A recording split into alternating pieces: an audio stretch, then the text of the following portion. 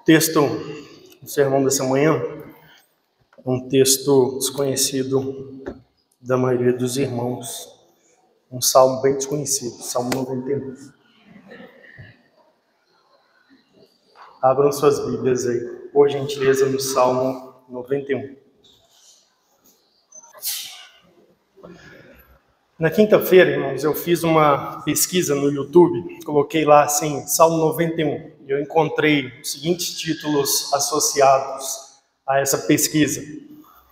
Uma oração de proteção. E lembrando aqui, os canais onde esses vídeos estavam eram canais, em geral, evangélicos ou católicos. Então eu encontrei lá os seguintes títulos associados a uma pesquisa, pelo tema Salmo 91. Uma oração de proteção. Poderosa oração para quebrar maldições. Receba proteção e milagres. Salmo 91, 91 vezes. E aí eu fui conferir 3 horas e 48 de vídeo no YouTube. Oração fortíssima. Oração poderosa de proteção, força e paz. Adormecendo com o Salmo 91. 7 vezes o Salmo 91 para quebrar amarras. A ideia de 7 é um número poderoso, um número forte. Salmo poderoso para mudar sua vida. 7 vezes para proteção e livramento. Oração forte, arrepiante e fortíssima do Salmo 91. É interessante que o nome desse canal era Chuviscando Doutrina.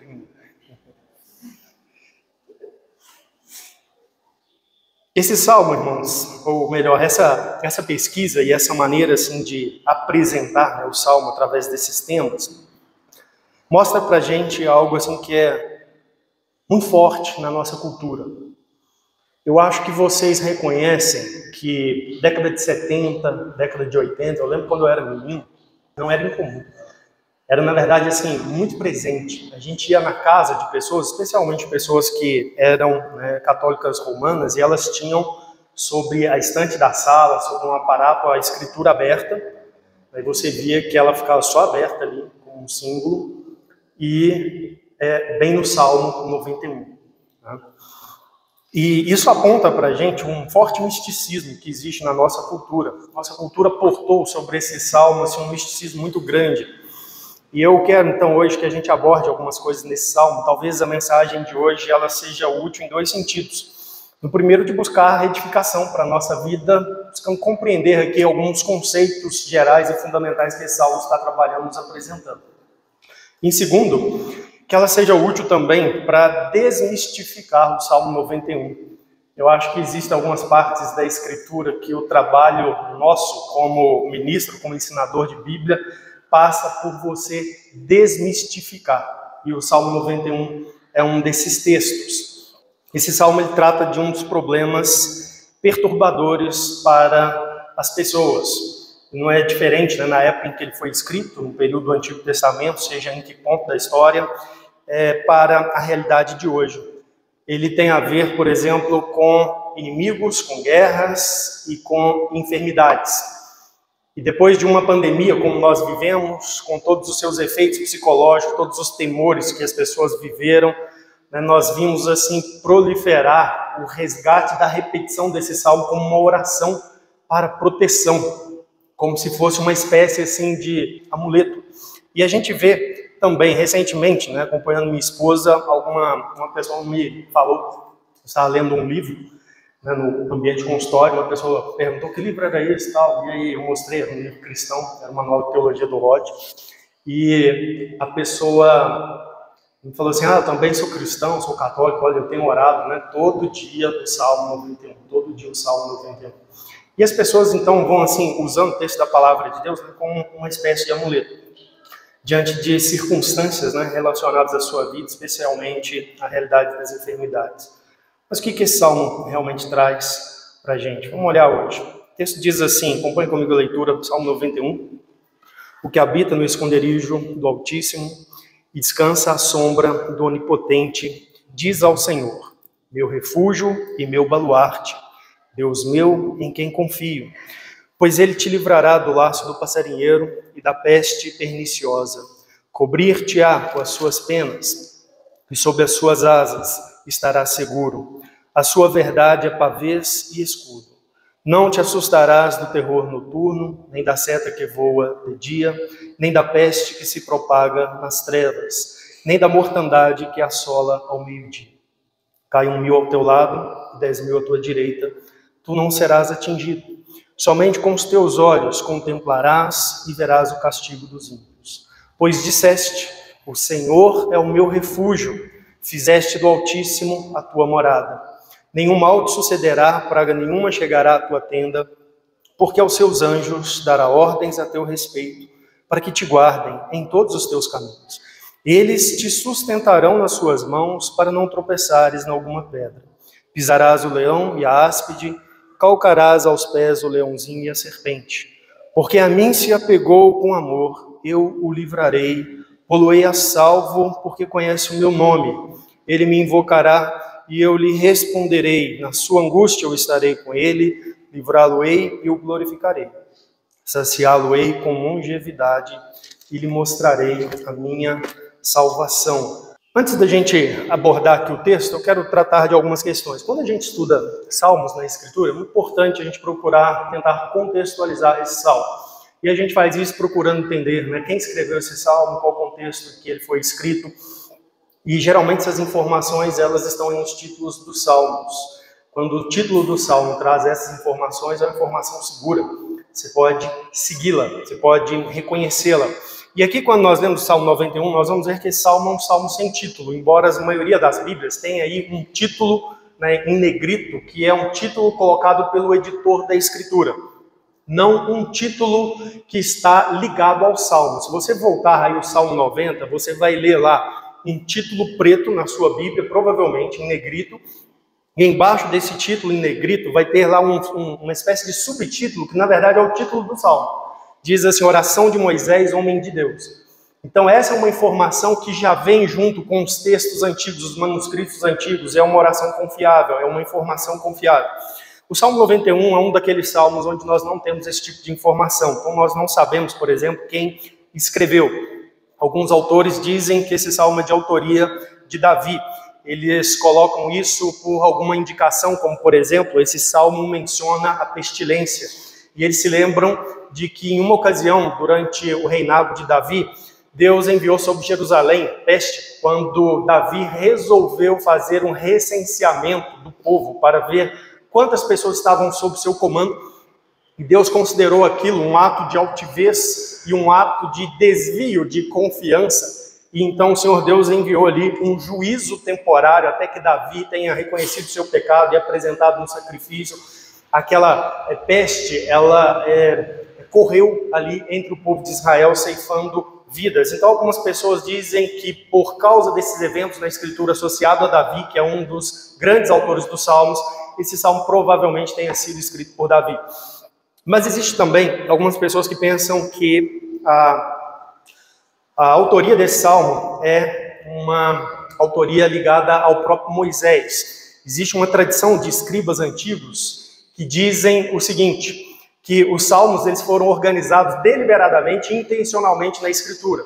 E que aqueles salmos que não têm informação sobre a sua autoria, você deve recorrer ao último salmo que tem uma informação de autoria. E que então todos os demais posteriores estão ligados àquele autor. Então, com base nessa informação, a gente recua aí, e o salmo imediatamente anterior, nós temos a informação, oração de Moisés. Então, por essa razão, algumas pessoas dizem que o Salmo 91 também deve ser considerado um salmo ligado a Moisés, escrito por Moisés. E é interessante pensar nisso, porque, de fato, por exemplo, o uso do termo Altíssimo, aqui no Salmo 91, logo na primeira frase, né, o que habita nos esconderijos do Altíssimo, é um termo bíblico que está associado à história mais antiga das Escrituras. Altíssimo é um termo para se referir a Deus muito usado ali em Gênesis, no período dos patriarcas, por exemplo, no período de Moisés. Então é uma indicação assim, bastante interessante, mas eu digo que não é suficiente. É bastante interessante também quando a gente lê esse salmo e pensa, né, no contexto de Moisés. Quando a gente, por exemplo, estuda o livro de Deuteronômio, nós vamos encontrar ali em Deuteronômio que Deus, ao fazer aliança com o povo de Israel, e reafirmar a aliança à segunda geração, houve ali o anúncio, né, de bênçãos e maldições dentro da aliança. E esse salmo, ele está assim, bastante ligado a esse contexto de Deuteronômio de bênçãos e maldições. Se o povo de Israel fosse fiel a Deus, Deus o abençoaria, o livraria, eles teriam proteções. Mas se eles não fossem fiéis ao Senhor, eles perderiam essa proteção de Deus, receberiam, ao contrário, maldição, e essa maldição viria através de fome, de pestes, de inimigos, de guerras, etc. Então é um contexto assim, bastante interessante. Mas a gente não tem uma informação solidamente para indicar isso, então eu acho que eu não posso, não consigo sustentar isso de uma maneira afirmativa. Em todos os casos, me parece que a vida de Moisés, o período de Moisés e do povo de Israel, proporciona boas ilustrações para aquilo que o Salmo está aqui apresentando. Então, ao longo do Salmo, vou tentar trazer alguns desses eventos e momentos relacionados ali à história do povo de Deus, na sua aliança com Deus, no período de Moisés. Em que ocasião, então, esse Salmo foi escrito?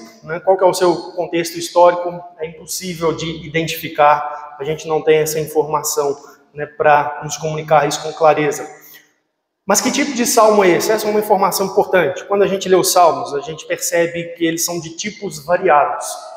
Então existem salmos que são salmos messiânicos, que apontam claramente para o Senhor Jesus Cristo, ou que são claramente identificados no Novo Testamento com a pessoa de Jesus Cristo. Então a gente denomina esses salmos como salmos messiânicos, salmos que falavam a respeito do Messias, que antecipavam a vida e aspectos da obra do Messias. Existem salmos que são salmos de realeza, que tem a ver com Davi, sua condição de rei, e que também esbarram em Cristo e a condição de Cristo como o rei. Existem salmos que são penitenciais, salmos de arrependimento, salmos que são lamentos, salmos que são imprecatórios, orações, suplicando por justiça imediata contra os inimigos. E existem vários salmos que são de sabedoria. O que é um salmo de sabedoria? E, aliás, o livro dos salmos é uma literatura de sabedoria. Os salmos de sabedoria, a literatura de sabedoria, irmãos, são textos da Escritura em que Deus traz para nós, assim, relatos e ensinos de observações gerais. Normalmente, a gente não tem muita dificuldade para identificar esses salmos, porque a verdade é exposta ali com muita clareza, logo nos primeiros versículos. Olha, é isso que quer ser ensinado, é isso que quer ser passado. Então nós temos, nesse tipo de literatura, citações com descrições claras, por exemplo, da maneira como Deus se relaciona conosco, da maneira como nós devemos nos relacionar com Deus, da maneira como Deus age com os seres humanos, da maneira como nós devemos responder às ações de Deus para conosco. E esse Salmo 91 é um salmo que é um salmo de sabedoria. Ele traz aí observações diretas sobre a realidade do perigo da vida, perigos que nós estamos sujeitos ao longo da vida, e a promessa de livramento de Deus, a promessa de segurança. E a mensagem que ele traz, então, é uma mensagem de segurança em Deus em meio a calamidades e perigos. Então esse é um salmo de sabedoria. E é importante você gravar isso para a gente entender a maneira correta de aplicar esse salmo. Algumas pessoas têm entendido que esse salmo ele também é um salmo messiânico. Uma parte do título que foi dado a esse salmo numa versão siríaca diz assim: a vitória do Messias e de todo aquele que é aperfeiçoado por ele. Então, as pessoas que compilaram aquele manuscrito, elas enxergaram esse salmo claramente como um salmo que referia-se também ao Messias. E de fato, embora a maioria dos estudiosos e comentaristas aqui do Antigo Testamento dos Salmos não apresentem isso, ele tem assim, elementos que são muito fortemente ligados à vida do Messias, à obra do Messias, no Novo Testamento. Mas, de toda forma, a gente deve entender esse salmo como um salmo que está se dirigindo ao povo de Deus, a todo homem e mulher piedosa, que receba o Senhor como o seu Salvador, como seu protetor, que está sob, então, a proteção de Deus. Outro aspecto que eu quero ressaltar aqui, quando nós lemos os Salmos, irmãos, observaram, ele é uma poesia escrita na segunda e na primeira pessoa. Há aqui o tu e o eu nas palavras aqui. E é a fala de um professor, então ele está ensinando alguém, mas ao mesmo tempo ele coloca-se como aquele que experimenta em si mesmo essa segurança, aquilo que ele está ensinando. Então é isso que nós vamos observar aqui. É uma promessa que nós temos aqui absoluta em tudo? Não. Como é um salmo de sabedoria, ele traz verdades gerais, que é claro que tem suas exceções, tem seus limites. Então a gente deve, não ler este salmo como uma garantia absoluta de que Deus estará atuando em cada aspecto da minha vida que envolva alguma calamidade, alguma coisa assim terrível, e que Deus vai me livrar disso, porque o Salmo 91 anuncia isso. Quando a gente olha para a Escritura, a gente entende claramente que não é isso, porque cristãos fiéis ao Senhor sofreram, inclusive no período do Antigo Testamento. Então esse salmo não é uma promessa absoluta, uma garantia plena de que Deus vai livrar qualquer servo seu, serva sua, de todos os problemas. Não pode ser. Ele é um salmo de sabedoria que está ensinando que no Senhor há segurança, mesmo que sob a nossa vida nós estejamos sujeitos a muitos problemas, muitas calamidades. É isso que nós temos aqui. Então, nós não podemos simplesmente recitar os versículos desse salmo magicamente, como se fosse uma oração de poder, como as pessoas colocam, contra toda ação demoníaca, contra a feitiçaria, contra mal olhado, contra enfermidades, contra guerras e hostilidades, etc. Não é esse o propósito do salmo aqui, nos incutir essa ideia e essa mensagem. Esse salmo ele é dividido em 3 partes, claramente indicados aí pelo verbo dizer, que está no versículo 2 e versículo 9. Olha comigo aí, como temos uma estrutura. No versículo 2 diz assim: diz ao Senhor. No versículo 9 nós lemos também, pois disseste. Então nós temos aí uma parte que fala da condição presente da pessoa que está aqui sendo contemplada, que está aqui dando a lição, que está também colocando-se como aquele que recebeu a lição. E nós temos aí também nos versículos 3 ao 8, depois 10 ao 13, na sequência dessas 2 partes aí que o verbo dizer divide, nós temos descrições das bênçãos resultantes da proteção do Senhor. É isso que nós vamos encontrar nesses versículos, o 3 ao 8 e o 10 ao 13. E nós temos, por fim, lá no versículo 14 ao 16, a garantia do livramento pelo próprio Deus. Então nós temos aí garantia e confiança e o resultado dessa graça da proteção de Deus, de desfrutar da proteção de Deus. Então é isso que nós temos aí nesse salmo. Vamos olhar aqui então primeiro a condição presente. Olha comigo o versículo 1, 2 e o versículo 9. Diz assim: aquele que habita no esconderijo do Altíssimo e descansa à sombra do Onipotente, diz ao Senhor: tu és o meu refúgio e a minha fortaleza, o meu Deus em quem confio. Versículo 9, você disse: o Senhor é meu refúgio, você fez do Altíssimo a sua morada. Algumas coisas eu quero que você observe aqui então. A condição aqui presente que o Salmo traz para nós é uma condição de segurança completa. O texto fala no versículo 1 de habitar no esconderijo e de descansar à sombra do Onipotente. Isso é uma mensagem de segurança. O texto fala no versículo 2 de refúgio, de fortaleza. Fala de confiança, é uma mensagem de segurança. O texto traz no versículo 9 também: você disseste, tu és o meu refúgio, você fez do Altíssimo a sua morada. Então fala aqui de morada em Deus. Então a mensagem aqui desse salmo é uma mensagem de segurança. Agora eu queria que você pensasse aqui comigo rapidamente. Versículo 1 fala: aquele que habita no esconderijo do Altíssimo. Que esconderijo é esse? Que abrigo é esse do qual o salmo fala? O próprio texto responde, versículo de número 2, diz assim: diz ao Senhor, tu és o meu refúgio e a minha fortaleza, o meu Deus em quem confio. Versículo de número 9 também responde: o Senhor é o meu refúgio, você fez do Altíssimo a sua morada.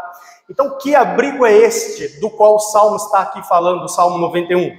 O abrigo aqui é o próprio Deus. O abrigo aqui não é alguma coisa que você precisa buscar para você estar protegido sobre aquela coisa.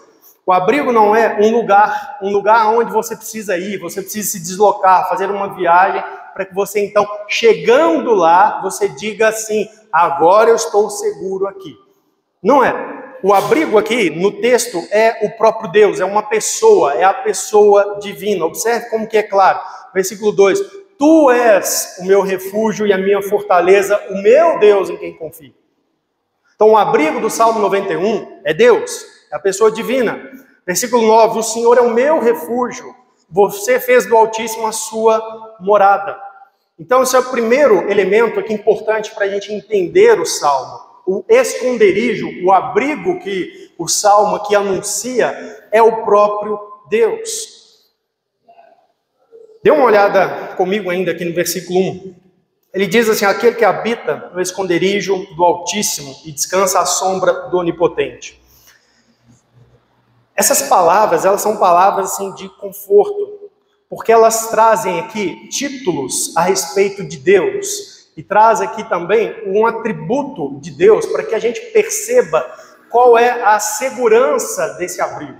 O texto fala aí do Altíssimo, esconderijo do Altíssimo, e esse é um título usado na Escritura para se referir a Deus, especialmente no período dos patriarcas, que reconhece Deus como o ser que é superior a todos os seres. Deus é o Altíssimo, Ele é o Criador, Ele é o preservador de todos os demais. Deus é aquele que está sobre todos. Ele é mais alto do que qualquer outra pessoa nesse mundo. Ele é mais alto do que qualquer rei. Ele é mais alto do que qualquer perigo que o mundo animal possa nos oferecer. Ele é maior do que qualquer ser espiritual que se levante contra nós. Ele é o Altíssimo. O texto também fala aqui de descansar à sombra do Onipotente. O abrigo, o esconderijo é Deus, e Ele é onipotente, ou seja, Ele é aquele que tem todo o poder. E a consciência, então, aqui que esse homem está aqui testemunhando, é a consciência de que se nós, ou se alguém está escondido, abrigado no próprio Deus, ele está no lugar mais seguro do mundo, não importa o lugar que ele esteja. Porque ele está sob a proteção daquele que é o Altíssimo. Ele está sob a proteção daquele que tem todo o poder. Essa é a mensagem que o Salmo está aqui trazendo.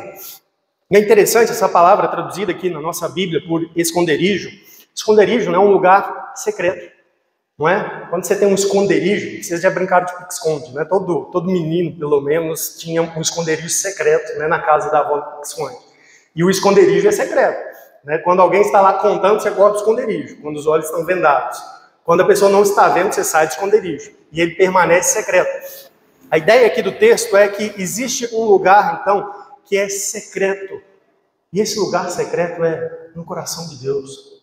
Porque Deus é o próprio esconderijo. Essa é a ideia que a gente precisa lembrar. A Escritura Sagrada diz que nós somos preciosos para o Senhor. Nós estamos assim ligados ao coração de Deus de uma maneira muito especial, o seu povo. E esse é o lugar onde há a maior segurança do mundo. Nós habitamos à sombra do Onipotente. O povo de Deus é aquele que se refugia no esconderijo do Altíssimo.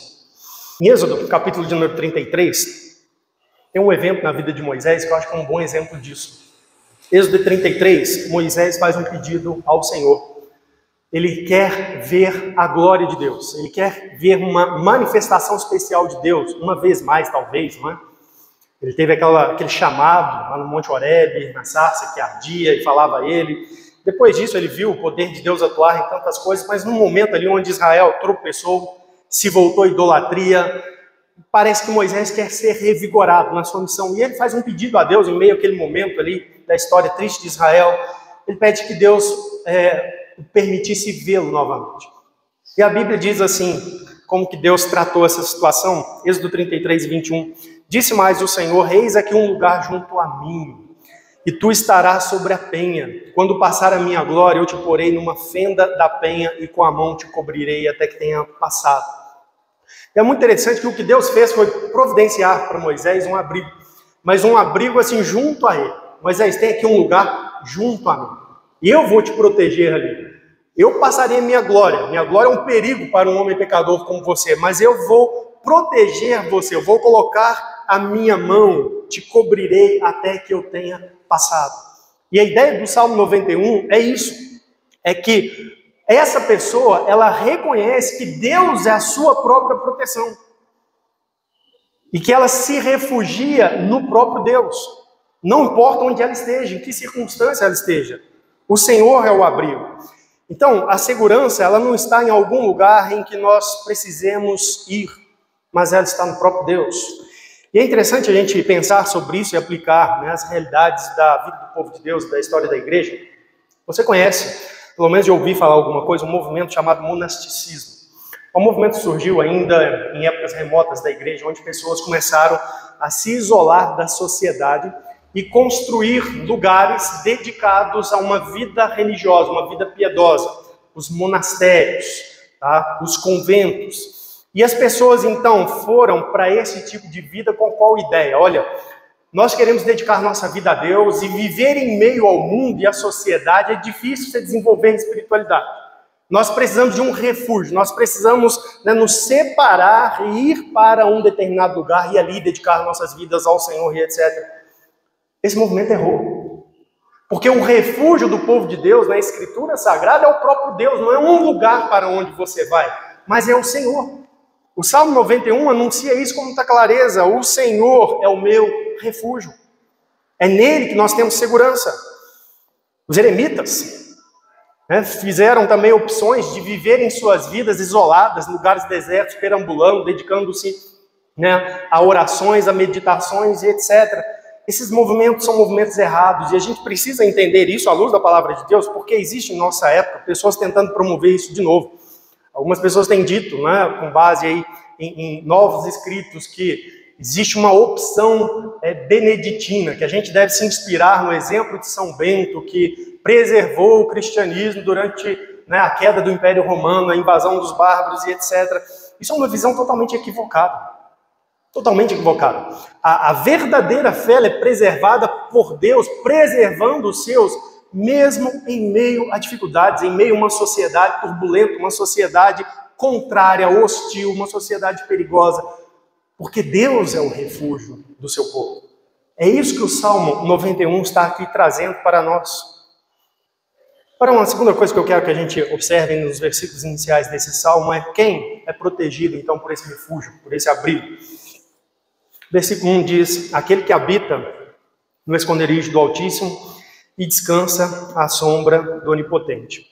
Versículo 2 diz ao Senhor: tu és o meu refúgio e a minha fortaleza, o meu Deus em quem confio. Versículo 9: o Senhor é o meu refúgio. Você fez do Altíssimo a sua morada. Quem é protegido por este refúgio, por esse abrigo? O texto fala aí, aquele que habita. E a ideia aqui do Salmo é aquele que vive abrigado no esconderijo. A ideia do Salmo aqui não é aquele que um dia habitou. Não é essa a ideia. A ideia do Salmo aqui não é também aquele que está necessitando e reconhecendo sua necessidade de refúgio, de segurança, de proteção, vai buscar esse esconderijo. Não é isso. A ideia do Salmo também não é aquele que pensa assim, num futuro próximo eu irei buscar, porque afinal de contas eu precisarei da proteção de Deus na minha vida. Não é essa a ideia do Salmo. A ideia do Salmo é que Deus é refúgio para aquele que está já refugiado nele. A indicação aqui do Salmo é de alguém que tem comunhão com Deus. Versículo 2 ele fala assim, o meu Deus. Versículo 9, o Senhor é o meu refúgio.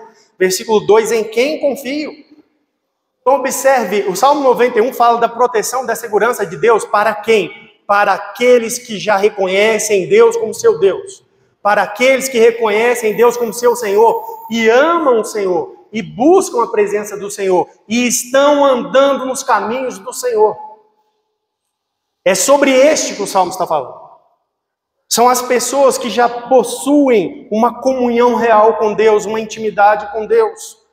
Esse Salmo, portanto, não está falando de pessoas que meramente se interessam por livrar-se de problemas na sua vida. Percebe? Às vezes as pessoas estão nem aí para Deus. Aí vem um grande problema, uma grande calamidade. Salmo 91 vezes. Esse salmo não está falando para essa pessoa, mas está falando para aquele que habita, que já está lá, que Deus já é o seu refúgio. Aquele que já tem comunhão com Deus, aquele que diz, Ele é o meu Deus. Ele é o meu Senhor. Então é alguém que está junto com Deus. E então quando vem o perigo, bem, ele está com Deus. Ele está abrigado. Você entende o que o Salmo está querendo dizer? Não é que vai buscar esse refúgio, mas é que já está refugiado, portanto, não importam os perigos. Ele já está em segurança. Ele já está com Deus. É alguém que é capaz de reconhecer isso que está aí no versículo 2. Diz ao Senhor, tu és o meu refúgio e a minha fortaleza. Agora é alguém também aqui que sente-se seguro. Essa segurança, ela não é só nas realidades externas ligadas à nossa vida física, ao nosso momento, mas também está ligada à nossa realidade interna. O versículo 2 diz: diz ao Senhor, tu és o meu refúgio e a minha fortaleza. Ou seja, essa pessoa ela já diz isso. Já é alguém que sente-se seguro. E é um completo privilégio aqui. É o completo privilégio aqui. Você sabe muito bem que o ser humano ele tem uma dimensão psicológica profunda, não é? Profunda. E é possível que em determinadas situações a pessoa ela esteja externamente bem segura, mas ela não tenha paz no seu coração. Ela não consegue sentir-se segura. Ela ainda vive em temor. E aqui nós temos uma realidade de alguém que sente-se seguro, que o temor é ausente para ele. Ele diz, tu és o meu refúgio, a minha fortaleza. Eu estava lembrando disso quando o Caleb era pequeno. Caleb tinha medo de barulho de foguete. E em qualquer circunstância que a gente estava, que começava a estourar foguete, assim, ele vinha pequenininho, né, 1 ano e pouco, e corria para o meu colo. E assim, o que eu posso fazer, né, contra um foguete se vier na minha direção? Mas ele sentia-se seguro. Sentir-se seguro é um privilégio. Tem a ver com proteção, mas tem a ver com você usufruir aquela realidade da proteção. Meu irmão, você tem uma grandeza muito grande. Servos do Senhor, que têm o Senhor como seu refúgio, são pessoas que, mesmo diante de problemas, têm esse privilégio de sentirem-se seguros. Tem pessoas que se fecham e se trancam, né, nas suas casas e colocam concertina, né, contrata 2 cachorros brabos ali, né, a 20 quilos de ração por mês e etc. Alguns banhos no pet shop. Contrata o cara da motinha que passa na rua 3 vezes durante a noite, né, põe câmera de segurança e ainda não sente seguro, não dorme bem. Eu conheço uma pessoa que ela fica esperando a motinha passar. Aí a motinha apita, aí ela tem um sono curto, ela desperta esperando a motinha passar de novo. E o texto está aqui falando daqueles que têm o Senhor seu refúgio e eles conseguem descansar. Patrícia está aqui hoje, ela não vai me deixar mentir. Quando a gente mudou para São Paulo, recém-casado, a gente tinha um criadinho para mim do lado da cama e um outro para você do outro lado. Eu lembro que nas primeiras noites, a Patrícia me acordava. Amor, você escutou? O cachorro está latindo, o Tobias está latindo. Tinha um cachorro na casa, o Tobias. E aí eu acordava, não é nada, tranquilo, dorme, etc. E ela gastou algumas semanas para se adaptar àquele contexto e sentir seguro. A gente estava seguro, mas o sentir-se é diferente. Irmãos, a gente precisa conhecer Deus como nosso refúgio. Porque é possível, mesmo em meio a calamidades, a gente sentir-se seguro. Porque Deus é refúgio. Então isso é uma bênção enorme, é um privilégio enorme que o Salmo nos ensina. E que você pode buscar. Mas esse texto também fala então das bênçãos resultantes aqui de ter Deus como nosso esconderijo, nosso refúgio. Versículo 3 ao 8 e versículo 10 ao 13. Ele vai falar aqui, eu vou ser mais rápido aqui, ele vai falar de livramento do mal. Deus nos livra de males, nos fala aqui de proteção de calamidades e nos fala da isenção de juízo. Versículo número 3. Pois ele livrará você do laço do passarinheiro e da peste perniciosa. Ele o cobrirá com as suas penas e sob as suas asas você estará seguro. A sua verdade é proteção e escudo. Isso aqui é muito bonito. Laço do passarinheiro. Davi Marques está numa fase onde ele está assim, com a missão de capturar passarinho. Então, em casa, ele tem feito algumas armadilhas, aí põe, né, comida lá e coloca um dispositivo para tentar desarmar o negócio. E é interessante isso porque a figura aqui é de alguém com maior capacidade, que está tentando prender alguém. E que aquele outro ser, que é a presa, ela não tem noção de tudo que está envolvido, de todos os perigos que está envolvido ali. E a palavra de Deus, então, usa essa expressão aqui. Aquele que nos livra do laço do passarinheiro, ou seja, de alguém que talvez seja superior a nós, que seja capaz de trapacear, que seja capaz de se aproveitar de ignorância. Mas Deus livra o seu povo. Ele nos livrará do laço do passarinheiro. É uma expressão que tem sido atribuída na interpretação desse salmo ao longo da história também, as ciladas do diabo. O diabo com as suas tentações.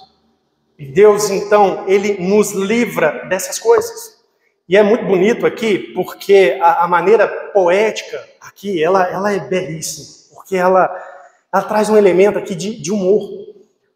Observe, versículo número 4, ele o cobrirá com as suas penas e sob as suas asas. Tem um passarinheiro tentando pegar um pássaro.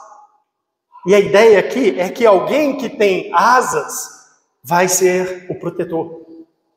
E é muito bonita essa linguagem aqui, porque tem a ver com realidades da natureza, né? Você sabe como que as aves, elas protegem seus filhotes. Esses dias, num consultório médico, estava vendo uma televisão ali passar imagens, né, da natureza. Uma imagem linda, que passou ali uma ave, né, caindo chuva, ela ali em cima do seu ninho, em pé, e com as asinhas assim para frente, cobrindo 3 dos seus pequenos filhotes. E essa é a imagem aqui, a imagem de proteção. Quando a gente lê Deuteronômio, a gente tem ilustração para isso, não é?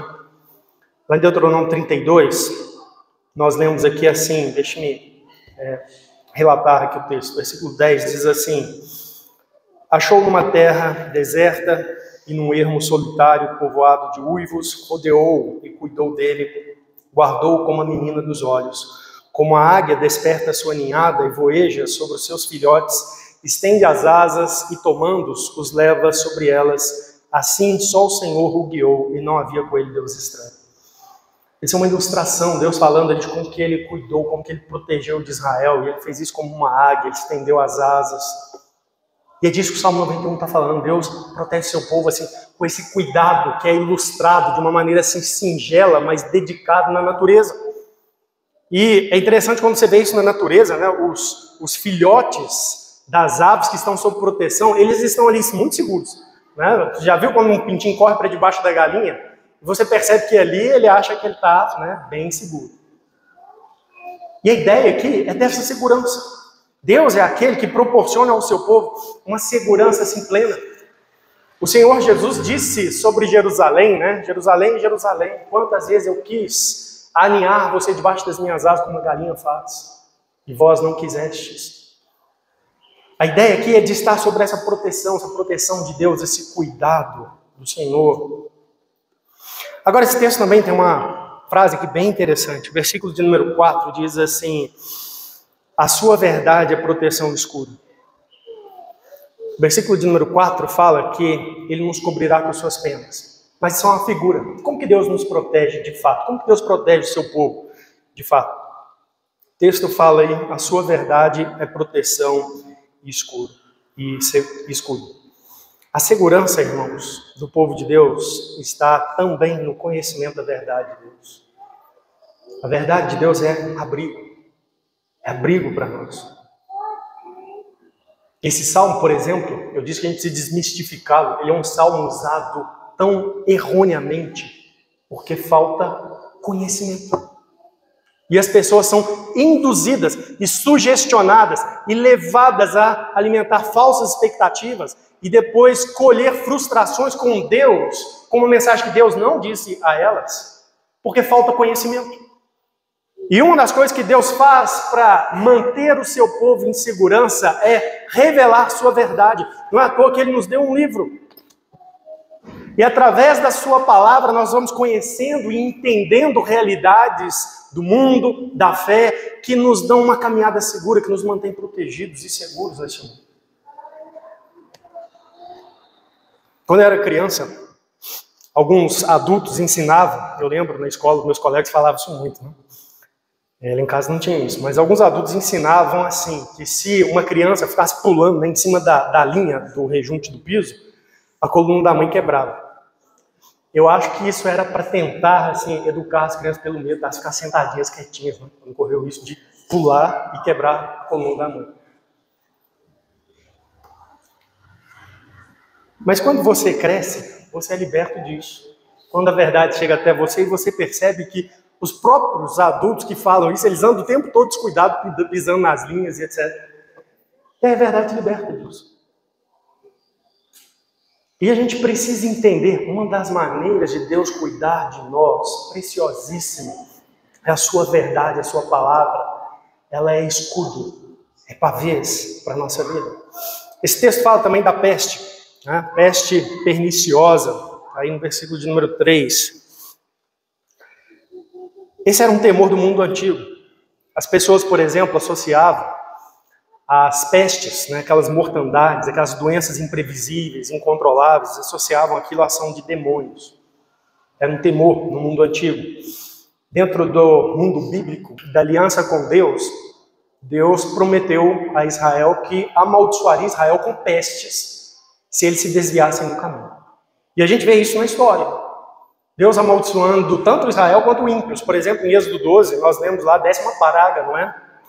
Deus enviou uma mortandade em uma noite que ceifou a vida dos primogênitos do Egito. E o texto vai nos falar, então, que Deus nos livra disso. E Ele usa a sua verdade para isso também. A verdade de Deus é segurança para a gente não cair, né, em situações onde a gente está assim, sob o juízo de Deus. Por exemplo, no contexto ali da praga, Deus disse a Moisés, vocês vão celebrar a Páscoa, vocês vão matar um cordeiro dessa maneira, você vai colher o sangue, você vai passar sobre os umbrais da porta, e aquela casa em que as pessoas estiverem refugiadas, né, naquela porta, atrás daquela porta, a morte não alcançará ninguém.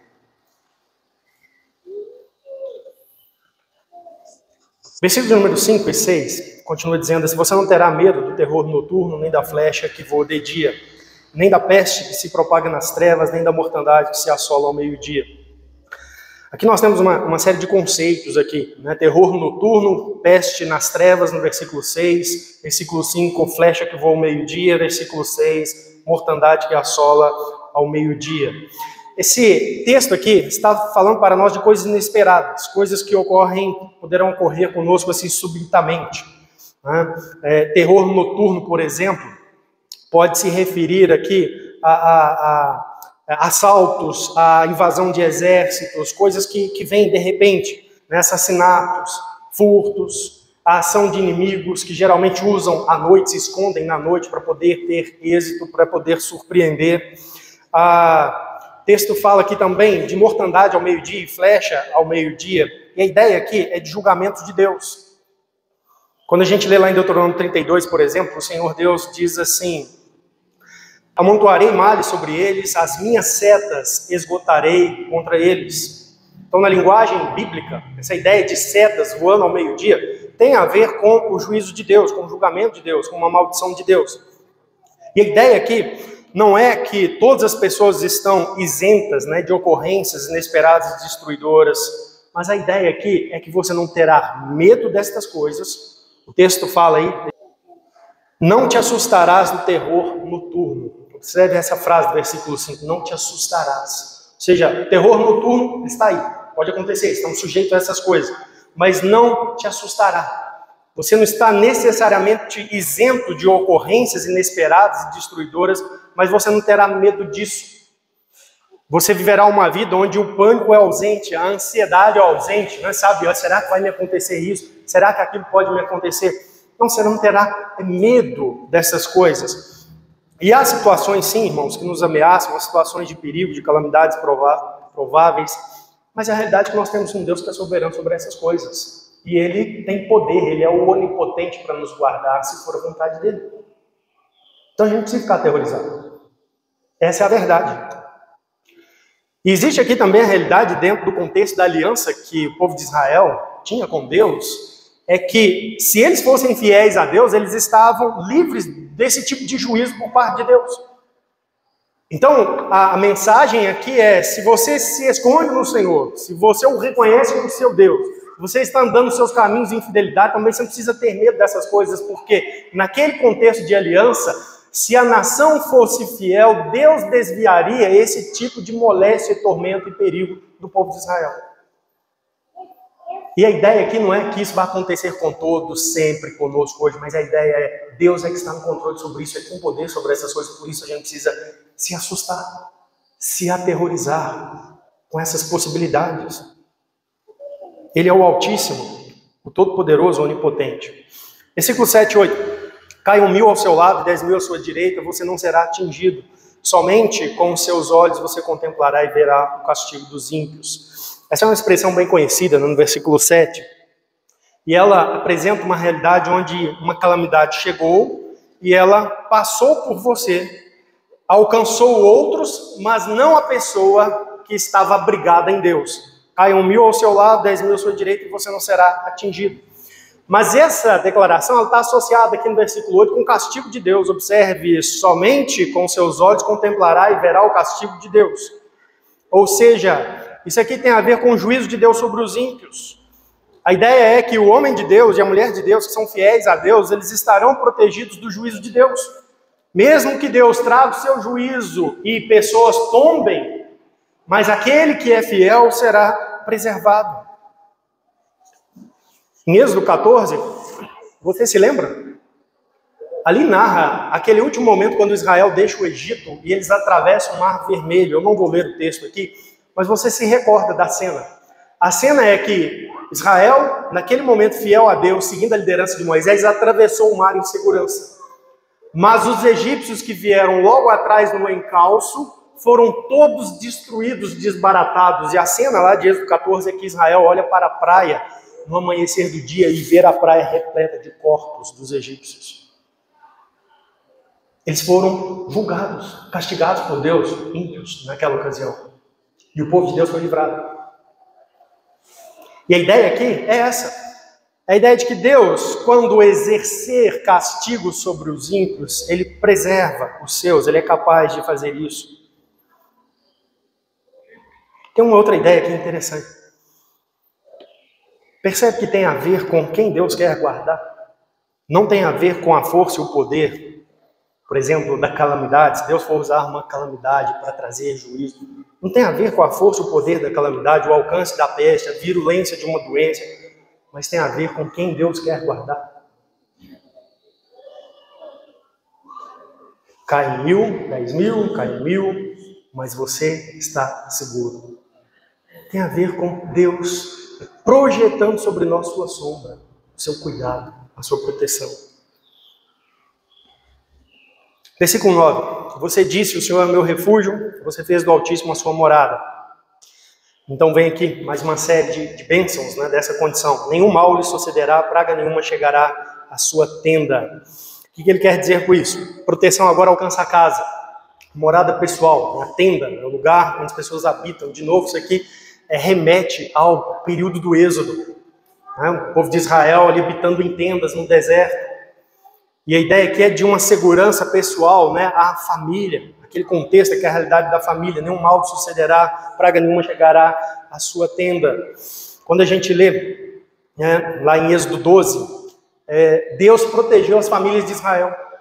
Aqueles que se abrigaram sobre o sangue passado ali, o sangue do cordeiro passado na porta. O mal não chegou na casa daquelas pessoas.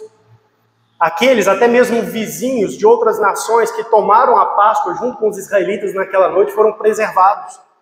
O mal não chegou naquela casa, naquela tenda, naquela habitação.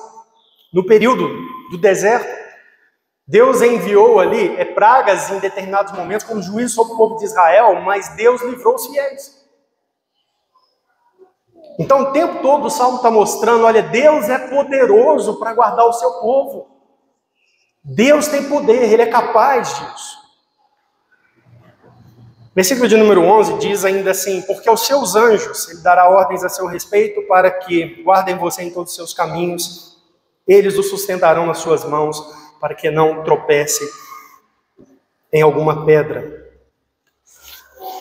Aí ele então coloca aqui como que Deus pode usar meios para nos proteger. Um desses meios são meios assim miraculosos, porque tem a ver com coisas além desta realidade material.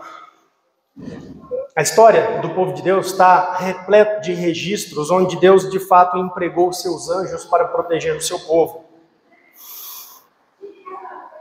Mateus e Lucas registram, no capítulo 4 de ambos os evangelhos, a tentação do Senhor Jesus Cristo, e o diabo usa esse texto para tentar o Senhor Jesus Cristo. Algumas pessoas, inclusive, usam isso como base para dizer que esse é um salmo messiânico, e não é uma boa observação, porque o diabo usa o texto distorcendo ele, então não é uma observação segura. Mas o ponto aqui é que há uma realidade onde Deus cuida e assiste do seu povo de um modo miraculoso. E que Deus despende dos seres angelicais para realizar missões e ações nesse mundo a favor do seu povo, de acordo com o seu querer. E a Escritura está repleta disso. Você sabe, Deus enviou 2 anjos a Sodoma e Gomorra para livrar o justo Ló. Você sabe, em certa ocasião, Samaria cercada pelo exército dos assírios, e Eliseu ora ao Senhor para que abrisse os olhos do seu servo, e ele pôde contemplar que a cidade estava protegida por anjos naquela ocasião. A Bíblia nos fala que o Senhor enviou anjos à prisão, ao cárcere, e libertou Pedro uma noite. E é disso que o Salmo está falando, que Deus pode, inclusive miraculosamente, intervir a favor do seu povo, usando esses seres angelicais. Agora é interessante você observar aqui, isso aqui é uma lição na nossa cultura católica romana de base, comunicou aos brasileiros a ideia de você então reconhecer a presença de um anjo da guarda e até fazer orações a ele, petição por segurança ao anjo da guarda. Mas você não vai encontrar isso na Bíblia em lugar nenhum. Observe aqui que a proteção dos anjos é algo que nós não solicitamos. Nós não solicitamos isso a Deus, muito menos aos anjos. A oração que deve ser feita aqui não é assim: Senhor, então envie os seus anjos para me proteger. Ou, anjos de Deus, me protejam nessa situação. A oração é: o Senhor é o meu abrigo. Senhor, me proteja. E eu creio que Deus pode, inclusive, dispensar desde o céu anjos para realizar a proteção do seu povo. É isso que nós temos aqui nesse salmo. E você se lembra? Deus fez isso várias vezes. Quando Daniel estava na cova dos leões, Deus enviou o anjo do Senhor para fechar a boca daqueles animais. Quando seus amigos foram lançados na fornalha, foi o anjo do Senhor lá que esteve com eles. Quando o Senhor Jesus Cristo estava no deserto, depois da tentação, os anjos do Senhor o serviram. Existem realidades onde esses seres estão envolvidos, mas por ordem de Deus.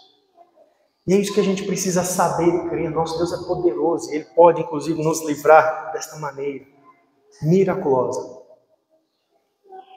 Versículo de número 13 diz: você pisará o leão e a cobra, com os pés esmagará o leãozinho e a serpente.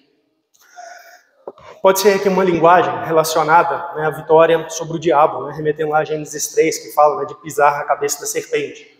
Pode ser. O fato aqui é que isso está atrelado àquele que confia no Senhor, aquele que faz do Senhor seu refúgio. E existe aqui também um cumprimento de propósito, porque fala assim: você pisará o leão, ou seja, você vai prevalecer sobre esses elementos aqui representados aqui por animais. Esses elementos são usados na Escritura para se referir ao mal, ao poder das trevas. Por exemplo, serpente, já mencionei Gênesis 3. Nós encontramos também lá em Êxodo 4, Moisés com a serpente ali, naquele embate com os magos de Faraó e etc. O leão, a Bíblia fala que o diabo é aquele que está ao nosso derredor, como um leão procurando-nos para devorar. O apóstolo Paulo fala de um contexto ali de hostilidade contra ele e a pregação do evangelho. No seu julgamento em Roma, ele fala: e fui liberto da boca do leão. Então o ponto aqui é que as pessoas a quem Deus protege, elas cumprirão o propósito que Deus tem para as suas vidas contra o mal, seja como ele se manifeste. Então nós chegamos no versículo 14, 15 e 16, onde nós temos aqui a garantia, a confiança e o resultado. Diz assim: Deus diz, porque a mim se apegou com amor, eu o livrarei e o protegerei, porque conhece o meu nome. Ele me invocará e eu lhe responderei. Na sua angústia eu estarei com ele, eu o livrarei e o glorificarei. Vou saciá-lo com longevidade e lhe mostrarei minha salvação. Observe que o versículo 16 é uma espécie de garantia. Deus diz, porque a mim se apegou com amor, eu o livrarei e o protegerei, porque conhece o meu nome. Deus está dizendo, se apegou a mim, é alguém que me conheceu, que tem intimidade comigo, que se refugiou em mim. Pois bem, eu livro essas pessoas, eu livrarei e o protegerei. Então é uma garantia. Esse texto também fala de confiança, no versículo de número 15, ele me invocará e eu lhe responderei, na sua angústia estarei com ele, eu o livrarei e o glorificarei. Existe esse elemento de confiança, então, que essa pessoa, ela confia no Senhor, então ela volta-se para Deus, e ela também clama ao Senhor, ela invoca a Deus, e Deus responde na angústia, ele está presente, ele livra, ele glorifica, ou seja, Deus vai assim, atender, né, a oração, Deus vai estar com a pessoa. É isso que o texto está aqui mostrando para nós, não necessariamente livrando ela de qualquer mal, mas guardando essa pessoa, para cumprir o seu propósito, seja qual for. A confiança e o resultado, versículo 6, vou saciá-lo com longevidade e lhe mostrarei a minha salvação. Dentro do contexto ali do regime da antiga aliança, o resultado era esse. Deus prometeu, né, prolongar anos de vida, a gente tem isso até no mandamento, né, honra teu pai e tua mãe, e serão multiplicados os teus dias. Então essa é uma promessa ligada ali à aliança. Se eles fossem fiéis, Deus daria a eles assim, uma longevidade, mais dias de vida, e por fim, a salvação. Mas a ideia aqui não é só longevidade. Certo? O texto diz assim, vou saciá-lo com longevidade. Não é necessariamente muitos anos, mas o senso de ter vivido o suficiente. Vou saciá-lo com longevidade. A pessoa vai estar, né, vai alcançar uma condição, uma situação onde ela vai assim, entender, olha, foi o suficiente o tempo que Deus me deu, eu estou agora pronto para partir. Você se lembra, por exemplo, Estevão? Estevão, a gente não sabe a idade dele, mas você percebe que ele estava em todo o pique ali, quando ele está pregando em Jerusalém, confrontando a ideia, né, a rejeição dos judeus de Jesus Cristo, o Messias, e então ele vai ser morto. E ele entrega a sua vida ao Senhor, ele está pronto para partir. Ele não fala assim, Senhor, eu quero mais anos, não é possível, eu queria... Não, ele está pronto para isso. Quando nós vemos a mensagem do apóstolo Paulo, 2 Timóteo também, ele fala, combati o bom combate, completei a carreira, guardei a fé. Ele está pronto para partir. A ideia é que ele está satisfeito. E esse salmo está trazendo aqui mais do que uma promessa de viver longos anos, como Noé, como Adão, como Metusalém, mas de Deus assim conceder à pessoa uma vida onde ela dedica-se ao Senhor e fica satisfeita nisso. Está pronta, né, para seguir para a glória. E tem essa esperança de salvação futura. Diz, e lhe mostrarei a minha salvação. É uma esperança de glória eterna. Então esse salmo, dentro, né, do regime ali da antiga aliança, quando ele foi escrito, ele significa que se Israel fosse fiel a Deus, dentro daquela realidade, daqueles termos, eles seriam assim abençoados sempre e protegidos pelo Senhor sempre. É isso que significa. Mas, se eles fossem infiéis, eles receberiam na sua vida o juízo de Deus, estariam sujeitos a perigos inesperados, que de repente se levantariam contra eles. Eles receberiam o castigo do Senhor, os ímpios seriam castigados dessa maneira.